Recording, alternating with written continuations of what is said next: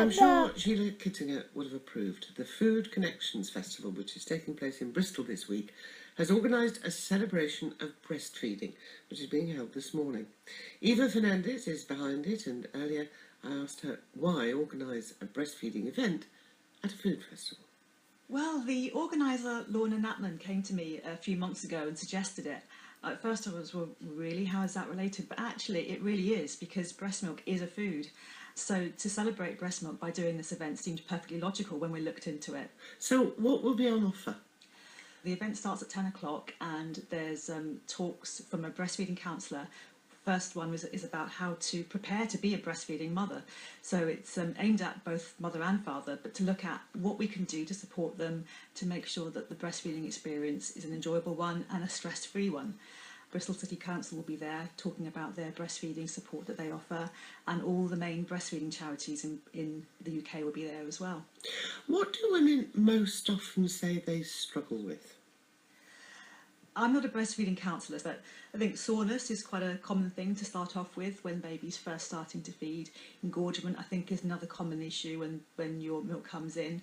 But also lack of support, I think, is one of the things that people struggle with, and feeling that they're doing something a bit strange when they haven't got the support of their family or friends to help them in breastfeeding. I know you struggled with breastfeeding. What happened to you? Well, I just had soreness to begin with. It was, I suppose, wear and tear, really, of getting used to having a baby feeding. And because I'd had a sister who had a similar experience, it wasn't strange. I knew that could potentially happen. So it did pass, and it became, a very pleasant experience to breastfeed. But had I not known that could have happened, I may well have given up, because it was excruciatingly painful. So toe-curling experience, really. And I think that those are the kind of things that women need to know, that those things can happen, but how to avoid them in the first place. And if they do happen, how to get support to overcome those issues. How do you avoid them in the first place? Well, there are now ointments you can get that prevent soreness, because they do a process called moist wound healing that stops the soreness from getting really bad. But there's also positioning, that's the main issue, so getting the baby on the breast correctly. And if your baby isn't naturally adept at doing that, then you may need support from a trained breastfeeding counsellor to help you with that, or your midwife. The midwives are the main people to contact in the first instance. What about the women who really can't manage to breastfeed, or just don't want to breastfeed? How do you avoid laying on the guilt? Well, as part of the baby-friendly initiative, women are supported to breastfeed or bottle feed, so they will be able to get support from their midwife or their health visitor to do either. But you're not really selling it as an equally good food, are you?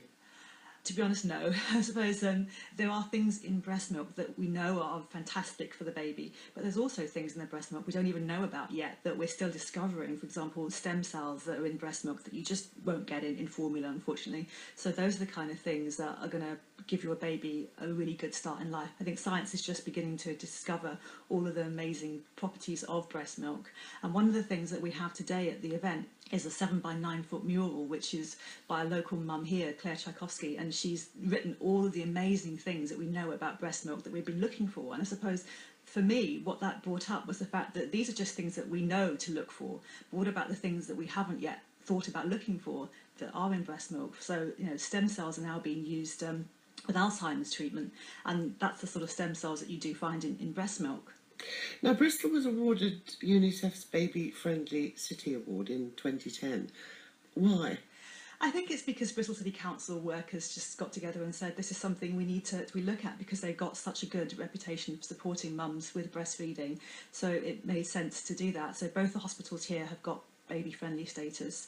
To make it citywide was just the next logical step, really. So it means wherever you go, you should be able to get the support you need to breastfeed. So whether that's going to cafes or restaurants and seeing the sticker to make it feel like you're comfortable to breastfeed, those are the kind of things that make a difference when you're a new mum and you're on your own and you want to go somewhere and feed. So there's a sticker on certain cafes and places where you're welcome to breastfeed, but shouldn't you really be working for women to be able to breastfeed wherever they like? Oh yeah, I mean that's the ideal thing, but I suppose if you are somewhere and you see the sticker, it just means that you just feel a bit less conspicuous, I suppose, or just a little bit safer to do that and not fear that you might get told to move, which in this case, where the stickers are available, that you know that you won't be told to move, but the person who does complain, if anyone does complain, they'll be told to move, which is what it's about, really. What sort of support is there for younger women? There are some teenagers who have young babies. How much support are they getting? In Bristol, we're very lucky. We do have a teenage breastfeeding programme, again, run by the City Council. The young girls are assigned a teenage midwife, so they get more support in their pregnancy with breastfeeding and awareness, so they're told about the benefits. And here we're very lucky in that they also get given a nice nursing bra, because a lot of girls don't know that there are specific nursing bras you can get that do help with breastfeeding, and just makes it a little bit more discreet and easier to manage. So they're given a free one of those. Now, there is a milk bank in Bristol where women who have lots of milk donate to the milk bank, and then it can be used for babies who need it. I know it died out in the 80s because of the AIDS crisis. Why has it come back? They've returned because people have now acknowledged just how important breast milk is as something that can save a baby's life, especially if they're poorly or they are preterm. So in Bristol, the milk bank was started about 3 or 4 years ago now.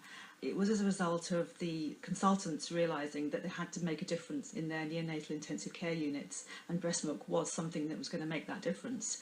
So now the milk bank in Southmead Hospital here in Bristol, it serves the whole of the southwest with breast milk for babies, as far down as Plymouth and Southampton. So there are milk banks all over the country now. And because milk can be screened, so there's no issue with AIDS anymore and HIV virus. So yeah, they are coming back. I was talking to Eva Fernandes.